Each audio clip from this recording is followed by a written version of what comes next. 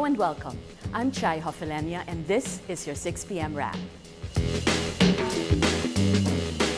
United States Defense Secretary Ashton Carter says he will visit the U.S. aircraft carrier sailing in the South China Sea. This comes after China reacted with defiance to an American military buildup in the area.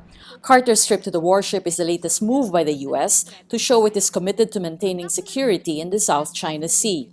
China claims nearly all of the South China Sea, but the Philippines, Vietnam, Malaysia, Brunei, and Taiwan all have overlapping claims to parts of the sea. The Philippine military clashes again with the Abu Sayyaf in Pucan town in Basilan Thursday night.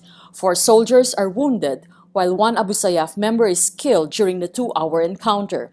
The encounter comes days after 19 Philippine Army soldiers were killed in a 10-hour gun battle with Abu Sayyaf members in Basilan. A terror expert earlier told Rappler the gun battle is the first major attack of ISIS in the Philippines, since Abu Sayyaf leader Isnilon Hapilon already pledged allegiance to ISIS leader Abu Bakr al-Baghdadi. ISIS itself claimed responsibility for the Basilan attacks Thursday. Davao City Mayor and presidential candidate Rudy Duterte says he will, quote, make deals with China should the Philippines' case against Beijing drag on too long, or if China refuses to abide by the decision. Duterte says a way to begin the process of bilateral talks with China is to leave behind the discussion of who owns the disputed areas of the West Philippine Sea. He says, quote, we will not insist on the ownership for the simple reason that we cannot enforce our desire to own. But Duterte adds he will, quote, never ever surrender sovereignty over the West Philippine Sea. The Philippines filed a historic arbitration case before the Permanent Court of Arbitration in The Hague last year over its maritime dispute with China. A ruling on the case could come in April or May this year. A 6.5 magnitude earthquake hits the southwestern island of Kyushu in Japan on Thursday evening, April 14.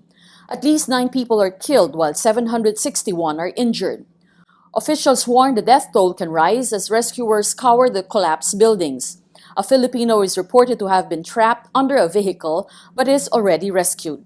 Philippine officials say there are no other reports of Filipinos injured during the quake. Miss Universe 2015 Pia Wurtzbach confirms she's dating Dr. Mike. This comes after Wurtzbach admitted she's currently dating someone in New York. Wurtzbach says Dr. Mike is still adjusting to traditional Filipino courtship. She adds, quote, I had to explain to him how it is in the Philippines, how to court, and if he knows what courtship means. That's your 6 p.m. wrap. Watch our updates daily at 12 noon and 6 p.m. I'm Chay Hofileña. Remember, tomorrow begins today.